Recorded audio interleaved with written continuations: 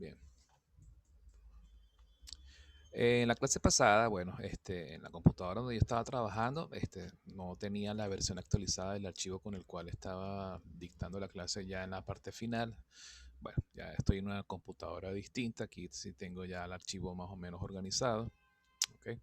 Estábamos analizando el problema que sale en la guía teórica, que era la de la caja que tiene tres dados perfectos y un dado especial. El dado especial es un dado perfectamente equilibrado, ¿ok? Entonces, bueno, siempre queda como que en la guía la duda de dónde sale, por ejemplo, el valor de las probabilidades de un medio. La forma de nosotros deducir esto es simplemente utilizando un diagrama que nos permite a nosotros analizar qué sucede aquí. En esa muestra inicial de dados tenemos, por supuesto, cuatro dados, de los cuales uno de ellos es el dado especial. Ese dado, entonces, después tenemos que pensar en las probabilidades de que cuando uno extrae dos dados de esta muestra, hay que enfocarlo como si fuese una extracción sin reposición, porque entonces si es sin reposición se plantean todos estos posibles casos. Un primer caso es que en la primera extracción salga un dado perfecto o que en la primera extracción salga un dado no perfecto, un dado especial. ¿Okay? El dado especial, que en este caso sería el único dado especial. En caso de que en la primera extracción salga un dado perfecto, entonces la probabilidad de ese evento es 3 cuartos, es decir, la división entre el total de dados perfectos que existe en la muestra inicial entre el total de dados que existen en esa muestra, 3 cuartos. ¿Okay? En caso de que el dado que salga sea el dado especial, ¿okay? Entonces la probabilidad de este primer evento, de este evento inicial, sería entonces un cuarto. ¿Okay? Un cuarto porque sería el total de dados especiales que hay en la muestra inicial, que es 1, entre el total de dados que existen en esa muestra. Bien, entonces después, ¿qué sucede con la muestra? Que ahora ya en vez de haber esto, cuatro dados, ahora se redujo a tres dados. Entonces, por supuesto, ese evento me reduce el espacio muestral en la siguiente etapa del experimento aleatorio de extraer dados de esa muestra. ¿Eso en qué consiste? En que después esto, si nosotros modelamos esto por diagramas de árboles, las ramas de la última etapa de este diagrama van a ser ramas de probabilidades condicionales. Siempre se cumple eso. La probabilidad condicional, ¿cómo la podemos plantear? Que salga un dado perfecto en la segunda extracción, por eso se dice A sub 2, dado que en la primera extracción salió un dado perfecto. ¿Cuál es la probabilidad de este evento? Bueno, fíjense que ahora si antes teníamos cuatro dados, ahora tenemos tres, pero de los tres, dos son perfectos y uno es el especial. Si queremos saber la probabilidad de que salga dos, un segundo dado perfecto, dado que salió uno en la anterior, ¿ok? Entonces sería 2 entre 3. ¿Por qué? Porque son dos los que quedan dentro de esa muestra de tamaño 3. Bien. Entonces fíjense que lo que nosotros obtenemos directamente son probabilidades de tipo condicionales. ¿Okay? La otra probabilidad condicional que podemos ver aquí es que nos salga un dado perfecto en la segunda extracción, dado que sí salió un dado perfecto en la extracción anterior. Y esa probabilidad es 1 entre 3, es decir, que salga el dado especial, este dado especial, entre los tres dados en el total que hay ahora. ¿Okay? Bien, fíjense que estas probabilidades son complementarias. Si nosotros las sumamos, nos tiene que dar exactamente 1. Lo mismo en las ramas anteriores. 3 cuartos más un cuarto nos tiene que dar 1. ¿Okay? En el caso de que en la extracción anterior haya salido el dado especial, fíjense qué ocurre. Al no haber más dados especiales en la muestra, la probabilidad de que salga un dado especial, dado que salió un dado especial en el anterior, es cero. ¿Por qué? Es un suceso imposible, porque solo había un único dado especial y ese dado especial se fue en la primera extracción. Por lo tanto, la probabilidad de que salgan dados perfectos, dado que salió el dado especial en la extracción anterior, es 1. ¿Por qué? Porque es dividir 3 entre 3.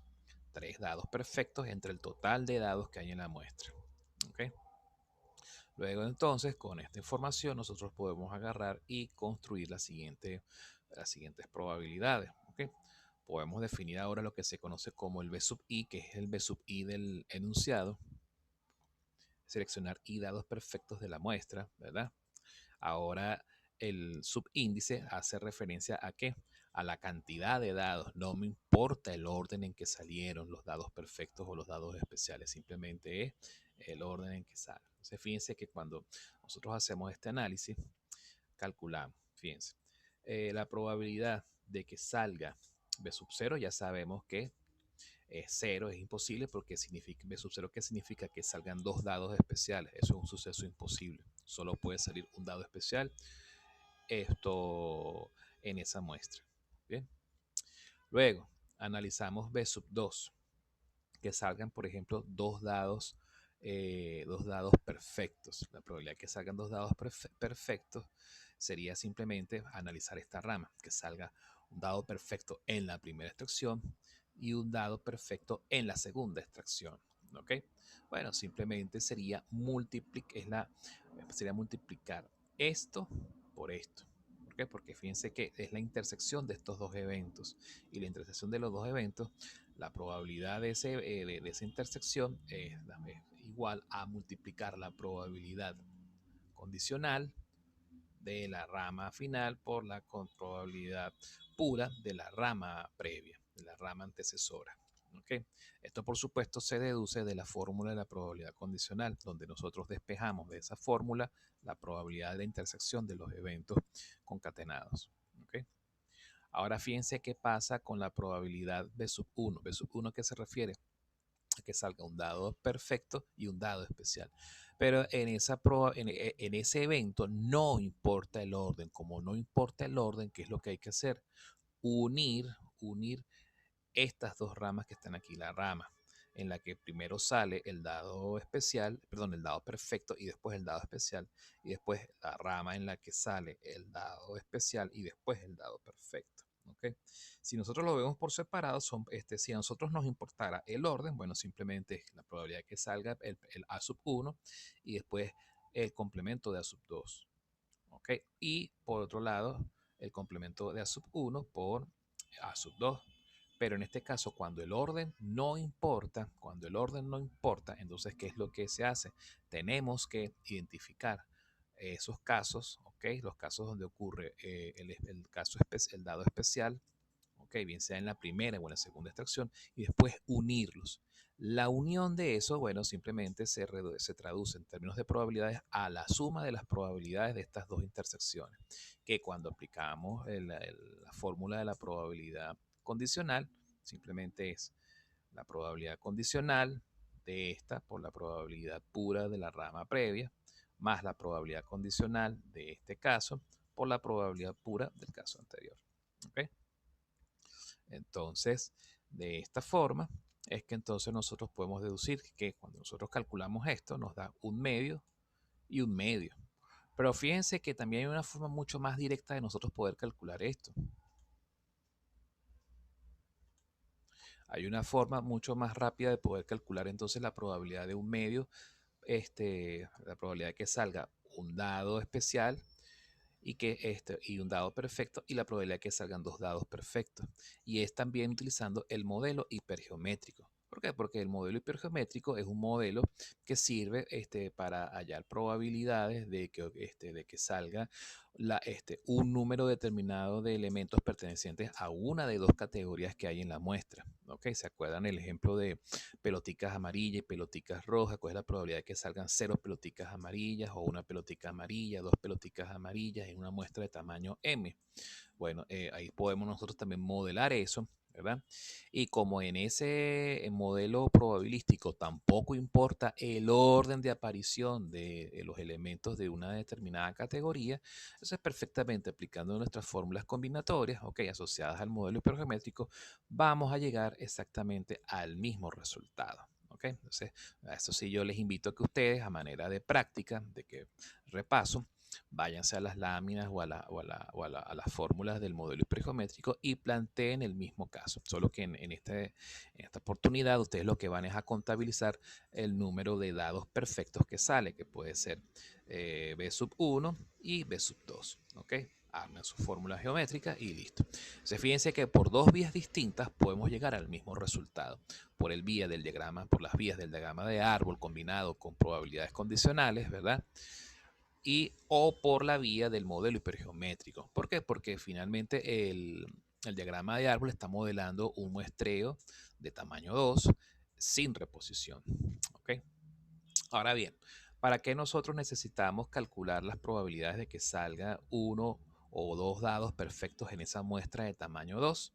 Bueno, porque después en el problema nos piden saber, conocer cuál es la probabilidad de que salga doble 6 en esa muestra. ¿Qué sucede? Que si en la muestra está colado el dado especial, la probabilidad de que salga doble 6 va a ser distinta a que si en la muestra los dos dados son perfectos. ¿Ok? Recordemos que el dado especial es un dado que tiene la cara 6, ¿ok? Repetida dos veces, está dos veces en esa muestra, porque si mal no recuerdo, la cara 1 está sustituida por la cara 6. Entonces, la probabilidad de que salga 6 es distinta, pues. Bien, entonces nosotros pues, podemos plantear un nuevo diagrama de árbol más simplificado, donde la primera etapa corresponde a la probabilidad de que el par de dados, uno de ellos sea el dado especial y la otra rama que el par de dados que tenemos allí, los dos sean perfectos. ¿Ok? En el caso de que uno de ellos sea el dado especial, cuando nosotros lanzamos los dados al mismo tiempo, nosotros podemos modelar ese lanzamiento como si fueran eh, muestreos con reposición. ¿Ok? Porque cuando se lanzan los dos dados, los resultados, la probabilidad de que salga, por ejemplo, 6 en un dado, no se ve afectada por la probabilidad de que salga 6 en el otro dado. Entonces eso es perfectamente equivalente a hacer un muestreo con reposición. ¿Ok? Entonces podemos modelarlo de esa manera, podemos inclusive aplicar el modelo binomial para poder calcular estas probabilidades.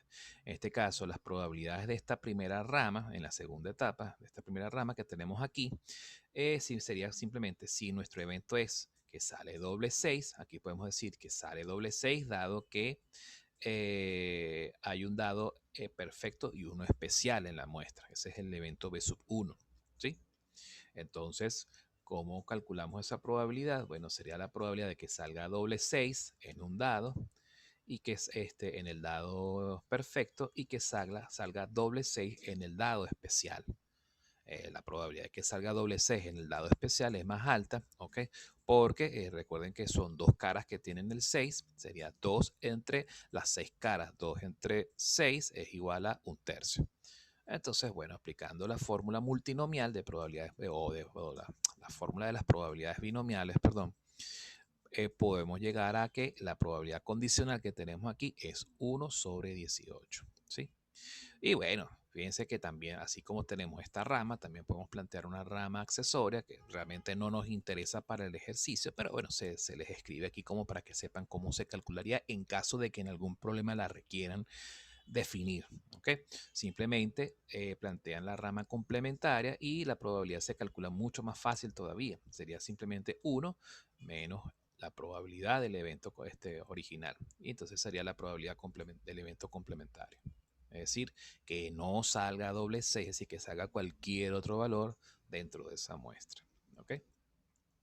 Chévere. Pero bueno, vuelvo y repito, esta probabilidad no la necesitamos para la solución de este ejercicio. ¿Qué sucede si más bien en la muestra, en el par de dados que tomamos, sale, los dos son dados perfectos? Significa que la probabilidad de que salga doble 6 sería igual a que salga el 6 en el primer dado, en uno de los dados, y que salga 6 en el segundo dado. ¿Ok? ¿Importa el orden? No, no importa el orden, como tampoco importa el orden en el caso anterior. ¿Ok? Por eso podemos utilizar perfectamente el modelo binomial, porque recuerden que tanto el modelo hipergeométrico como el modelo binomial, ¿okay? Que ya hemos conversado, que ya se ha hablado, son modelos que funcionan perfectamente cuando el orden no importa. Bien, por supuesto, la probabilidad de un dado, o sea, que arroje 6 por la probabilidad de que el otro dado saque 6, se multiplican y da 1 sobre 36 avos.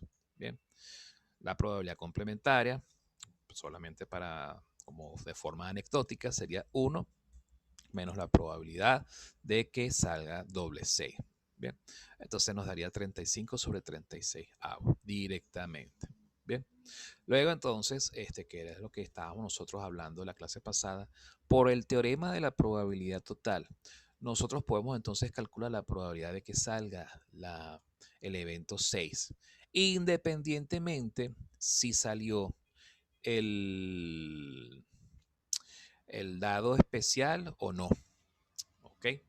Fíjense entonces para qué nos sirve entonces el teorema de la probabilidad total. Nos sirve para hallar aquellas probabilidades de esos eventos puros que están mezclados con las probabilidades condicionales. ¿Ok? En este diagrama de árbol, el único evento puro que nosotros cuya probabilidad podemos deducir rápidamente es el B sub 2 y el B sub 1. Pero no conocemos la probabilidad de D. Pero ese evento aparece aquí y aparece acá, ligado, atado, condicionado a un evento predecesor, en esta rama al evento de B sub 1 y en esta otra rama al evento B sub 2. Por lo tanto, eh, si nosotros recordamos la definición del teorema de la probabilidad total, la probabilidad de un evento dado va a ser igual a la suma de las probabilidades asociadas a las intersecciones de ese evento con particiones del espacio muestral donde ocurre ese experimento aleatorio. Fíjense que B sub 1 y B sub 2 son particiones. ¿Por qué son particiones? Porque la suma de estas dos probabilidades es exactamente 1. No hay intersección entre ellas. ¿Ok? Entonces fíjense que las ramas definen particiones en el espacio muestral. Esas ramas. Entonces fíjense que después aquí tenemos esta partición y esta rama que está aquí, cuando nosotros agarramos esta probabilidad condicional y la multiplicamos por esta rama, nos está dando la probabilidad de ¿quién? La probabilidad de la intersección, ¿ok? Del evento D con la primera partición B sub 1.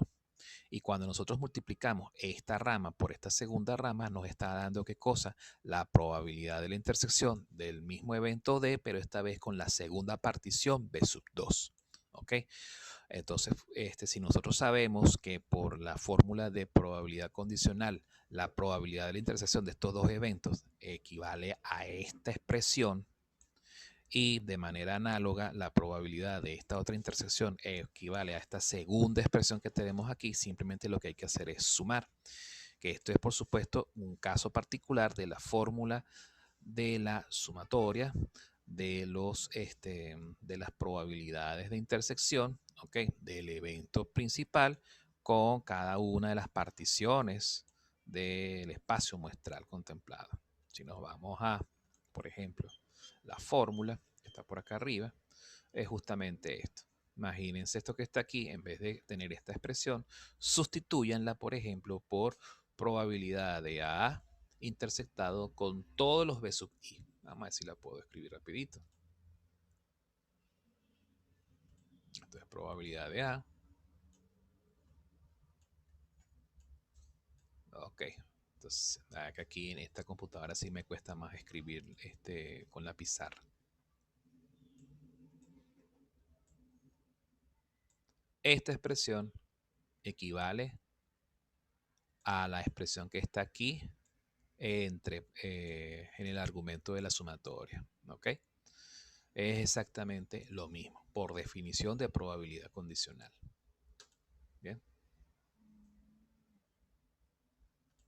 Entonces, volviendo aquí a la lámina, si sustituimos, y entonces podemos nosotros ya expresar aquí los valores asociados a cada uno de los componentes de estas expresiones y llegamos a que la probabilidad viene siendo 1 sobre 24, que es justamente lo que da al final del ejercicio, 1 sobre 24. ¿Okay? Entonces, este ejercicio, aunque uno puede ver que se resuelve en breves líneas, miren toda la información que nosotros podemos extraer de allí. ¿Ok? ¿De dónde sale esta probabilidad? Sale de un modelo binomial. ¿Ok? Asumiendo que el valor de un dado es independiente del valor del otro dado. ¿Ok? Por lo tanto, se puede interpretar como un muestreo con reposición. ¿Por qué? Porque no altera el espacio muestral de este resultado, no altera, o este resultado no altera al espacio muestral del otro resultado. ¿Ok? Entonces, en el caso de cuando estamos extrayendo dados de una muestra, aquí sí no podemos hablar de muestreos con reposición, sino más bien sin reposición. Y tenemos dos formas de hallar esa probabilidad, bien sea o por modelo hipergeométrico, que bueno, que no lo tengo aquí planteado, pero les invito a que hagan la prueba y después cualquier inquietud me avisan por WhatsApp. La otra forma, que es un poquito más larga, pero que de alguna forma ayuda a ilustrar la explicación del diagrama de árbol, es de esta manera, nuevamente, valga la redundancia, con el diagrama de árbol. Y así es como nosotros podemos analizar estos casos. Bien. Bien, una vez ya analizado esto, podemos entonces ahora hablar de lo que sigue, que es el teorema de Bayes. El teorema de Bayes es un teorema bastante útil porque es como el cierre para lo que es el tema de las probabilidades condicionales. Fíjense que con las probabilidades condicionales y el teorema de la probabilidad total, nosotros podemos ir, por ejemplo, podemos nosotros plantear diagramas de árbol, hallar probabilidades, pero podemos hallar estas probabilidades con el teorema de la probabilidad total, la probabilidad del evento puro, ¿ok? Pero esto también se puede plantear el caso de que cuál sería la probabilidad de que ocurra, o por lo menos que ocurran probabilidades condicionales al revés, es decir, cuál es la probabilidad de que, por ejemplo, de que ocurra B sub 1 dado que, por ejemplo, ocurrió el evento D, o que ocurra B sub 2 dado que ocurrió el evento D. ¿Ok? Es decir, ¿cuál es la probabilidad de que ocurra el pasado dado que ocurrió un resultado posterior? ¿Ok? Es como lo contrario a lo que es la probabilidad condicional, ya que en la probabilidad condicional uno quiere saber cuál es la probabilidad de que ocurra un resultado actual dado que ocurrió el pasado. O sea, es como irse hacia eventos pasados para tratar de deducir cuál es la probabilidad condicional del evento que está ocurriendo en este momento, ¿ok? O que puede ocurrir en este preciso instante. En cambio, hay otro tipo de probabilidades condicionales que son las probabilidades que, partiendo del resultado actual, uno quiere deducir cuál es la probabilidad de que haya ocurrido un resultado previo. ¿Ok? Entonces es como la probabilidad del evento pasado. Bien, entonces esa forma de irse hacia atrás, ok, en términos de probabilidades condicionales, se puede hacer justamente a través del teorema de Bayes. El teorema de Bayes, fíjense que se parte de esta igualdad. Nosotros podemos agarrar, si partimos de la probabilidad de la intersección de eventos, la probabilidad de un B sub I dado A, ¿ok? Podemos plantear esta intersección y podemos decir, bueno, la probabilidad de que un B sub I dado un evento A, es igual a la probabilidad de A intersectado con B sub I. Simplemente lo que puedo hacer es alterar el orden en que aparecen los conjuntos o los eventos, como lo quieran ver. Si aplicamos la fórmula de probabilidad condicional asociada a la intersección, si sustituimos esta intersección del lado izquierdo de la igualdad, fíjense que nos daría esta expresión B sub I dado A por probabilidad de A, del evento A. ¿Ok? En este caso, el evento A es el evento condicionante. Pero del otro lado de la igualdad, como hemos invertido el orden en que aparecen los eventos en torno al operador de intersección de conjuntos, ¿verdad? Cuando nosotros sustituimos por la fórmula de la probabilidad condicional despejada, fíjense que ahora sería la probabilidad del evento A, dado que ocurrió el resultado B sub I, ¿ok? Multiplicado por la probabilidad de B sub I, estrictamente. Bien, entonces de esta forma, nosotros podemos ahora agarrar y hacer el siguiente despeje. Despejamos entonces es la probabilidad de B sub I dado A. Okay, es decir, la probabilidad de que el evento B sub I ocurre, dado que ocurrió un evento previo. Okay. Entonces, fíjense que de esta forma, lo que se hace es que se despeja, se pasa esta probabilidad del evento A, pasa del otro lado dividiendo, y después entonces lo que restaría ahora por hacer, lo que daría pendiente por hacer es sustituir esta probabilidad A por el resultado que arroja el teorema de la probabilidad total para el evento A. Entonces, por teorema de probabilidad total, podemos decir que A va a ser igual a las probabilidades condicionales de A dado B sub I por la probabilidad de cada evento B sub I. Entonces, fíjense que el teorema de Bayes integra o combina dos cosas que son la fórmula de la probabilidad condicional con la fórmula de la probabilidad total. ¿Ok? Cuando nosotros combinamos estas dos fórmulas, ¿verdad? Llegamos entonces a la posibilidad de poder evaluar eventos, pero eventos condicionados, pero en reversa. ¿ok? Podemos ir de las probabilidades de los eventos que ocurren en la última etapa de un diagrama de árbol hacia los eventos que ocurren en la etapa previa, ¿ok? La mejor forma de ver esto, ¿ok? Bueno, fíjense, aquí tenemos este diagrama de árbol. Vamos a hacerle zoom para ver si con zoom se puede apreciar mejor esto.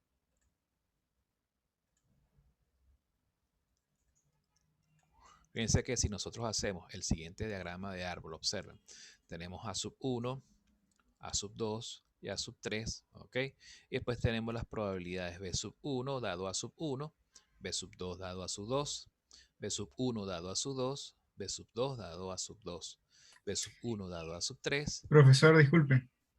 Sí, adelante. En los problemas de este tipo tendríamos tipo A sub 1 sería tal acción, algo así. Claro, son los eventos. Ok, Son ok. eventos. B sub 2 dado a sub 3. Entonces, fíjense que, como siempre, cuando nosotros planteamos esto como diagramas de árbol, las ramas de la etapa, de la segunda etapa o de las etapas posteriores siempre son asociados a probabilidades condicionales de ese evento condicionado a el evento asociado a la rama inicial. ¿Ok? Las ramas iniciales siempre son probabilidades puras. ¿Ok? Y fíjense que cada rama es una partición del espacio muestral, porque cuando nosotros sumamos estas probabilidades nos da 1. Bien, entonces tenemos que A sub 1, A sub 2 y A sub 3 son particiones, ¿ok? No se intersectan entre sí, sino que son ramas separadas, con probabilidades separadas entre sí, ¿ok? Luego entonces, si ocurre A sub 1, tenemos entonces una segunda partición que sería la intersección del evento B sub 1, ¿ok? Y el evento B sub 2 intersectados con la rama o partición A sub 1. Si ocurre A sub 2, tenemos entonces otra partición, que sería que A sub 2 se intersecte con B sub 1 y B sub 2, que serían particiones de otro subconjunto B sub 1, ¿ok? Y B sub 2, ¿ok? Se intersectarían con A sub 2. Y así sucesivamente. Fíjense que si, por ejemplo, nos piden, ¿ok? Dado, por ejemplo, por probabilidad condicional, nos dicen, bueno, nos piden hallar, por ejemplo, los valores de B sub 1 o de un B sub J dado una sub I. Bueno, simplemente nosotros agarramos y establecemos la fórmula de probabilidad condicional y se resuelve eso. Eso sí, siempre es bueno tener información de la probabilidad de la intersección que tenemos acá. Pero después, si nos preguntan cuál es la probabilidad del evento B sub 1 puro o del B sub 2, fíjense que en el diagrama no lo tenemos directamente, sino que tenemos B sub 1 mezclado con A sub 1 mediante una relación condicional, ¿cierto? Y aquí tenemos otra vez B sub 1 ligado a sub 2 mediante una relación condicional y así sucesivamente. Entonces, ¿cómo nosotros hacemos para hallar la probabilidad del evento B sub 1 o del evento B sub 2? Primero que nada, recurrimos a la ley de probabilidad total, que es el teorema de probabilidad total que vimos nosotros en la clase pasada. Y bueno, otra vez, sabemos que la intersección de B sub 1 con A sub 1 es esta expresión, B sub 1 con A sub 2 es esta expresión y así sucesivamente. ¿Qué es lo que hacemos para hallar la probabilidad de B sub 1? Si nos fijamos en B sub 1 solamente, bueno, aplicamos la ley de probabilidad total y nos da este resultado. ¿Ok? Ahora, ¿qué sucede si nosotros queremos más bien hallar la probabilidad de que ocurra, de que haya ocurrido, hay que decirlo en pasado, A sub 1 o que haya ocurrido A sub 2 o que haya ocurrido A sub 3, dado que en este momento está ocurriendo algún B sub J? Entonces ahí recurrimos al teorema de Bayes. El teorema de Bayes, ¿ok?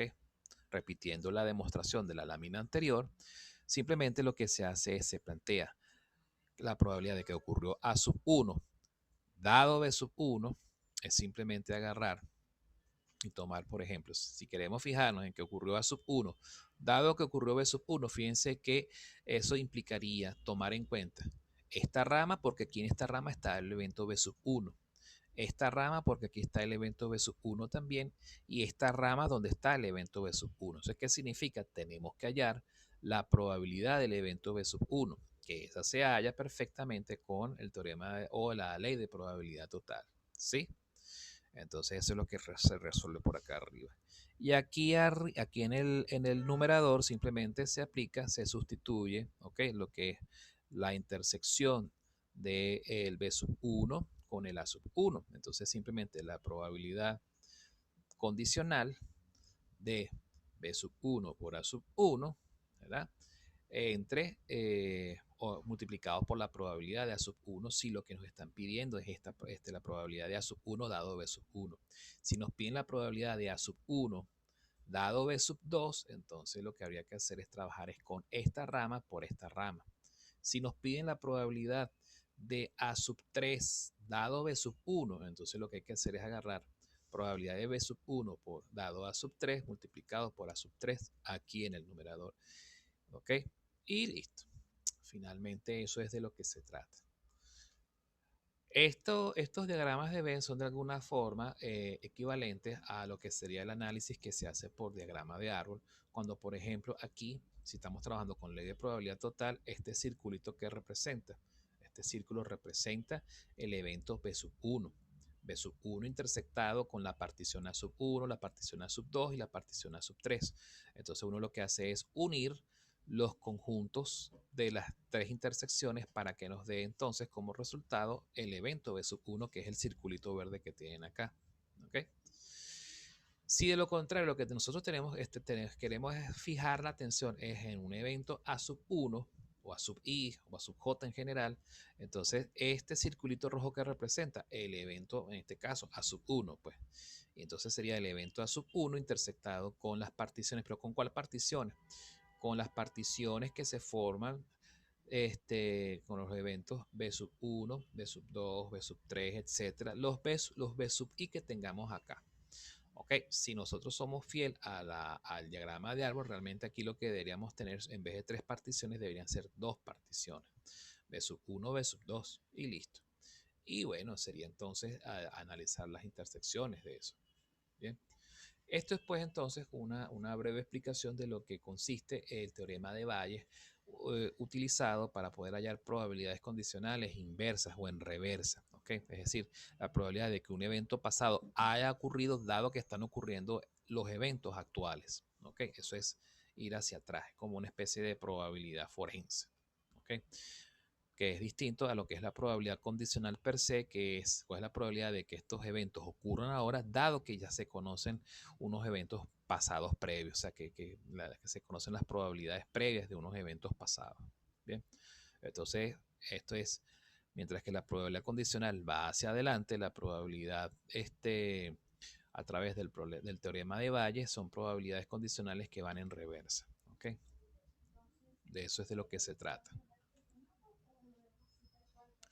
Una forma de nosotros poder comprender un poco estas fórmulas que estamos tratando aquí es, pues, por supuesto, mediante un ejercicio. Hay un ejercicio muy famoso, ¿okay? Que siempre se revisa semestre a semestre porque de alguna forma engloba todo lo que hemos visto hasta el momento, que es justamente el ejemplo el ejercicio del muestreo de caramelos, ¿okay? Que es el de una gran bolsa que tiene 200 caramelos o 200 dulces, ¿ok? De diferentes sabores, cuatro sabores específicamente, menta, chocolate, fresa y naranja. Luego entonces nos dicen que el 40% de los dulces es de menta, el 10% es de fresa, el resto es mitad y mitad de chocolate y naranja, ¿ok? Es decir, que si 40% más 10% es 50, significa que el 25% es de chocolate y el otro 25% restante es de sabor a naranja. Esta persona saca Profe, cuatro de esos. Sí, adelante. hipotéticamente, yo sé que obviamente estos problemas están hechos de manera bien. Si era como por parte, si era decimal, un dulce, que si punto 5 eso, tomamos la parte entera. Por supuesto, porque recuérdate que los números que definen la cantidad de elementos de un espacio muestral siempre tienen que ser números enteros. ¿Ok? Válido. Tienes que Sí, sí. tomar entonces la parte entera. ¿De acuerdo? Sí, no. Gracias. Entonces, esta persona saca una muestra de tamaño 4, que es justamente donde estamos aquí. Saca 4 caramelos y los coloca en una taza que guarda encima de un mueble. Bueno, ok, simplemente son como que las condiciones como que para dificultar un poco el acceso a esos caramelos. Bien, pero finalmente lo que realmente interesa es que después ocurre un segundo muestreo. ¿Y el segundo muestreo de qué tamaño es? Es de tamaño 1. Entonces fíjense que ocurren dos muestreos. Un primer muestreo de tamaño 4 y un segundo y último muestreo que es de tamaño 1. Bien, entonces fíjense que esa es la información que nosotros podemos extraer. Primero, el total de elementos. Luego, que hay 4 categorías. La cantidad de elementos asociados a cada categoría, ¿verdad? El tamaño de una muestra inicial y el tamaño de la segunda muestra. La primera muestra, fíjense que esa primera muestra, cuando estamos haciendo extracciones, ¿verdad?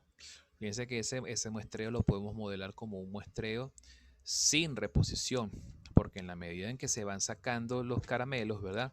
Se van reduciendo el tamaño del espacio muestral y por supuesto la probabilidad de que salgan caramelos de fresa, de menta, de chocolate, van cambiando conforme se realizan extracciones de allí. Bien, entonces bueno.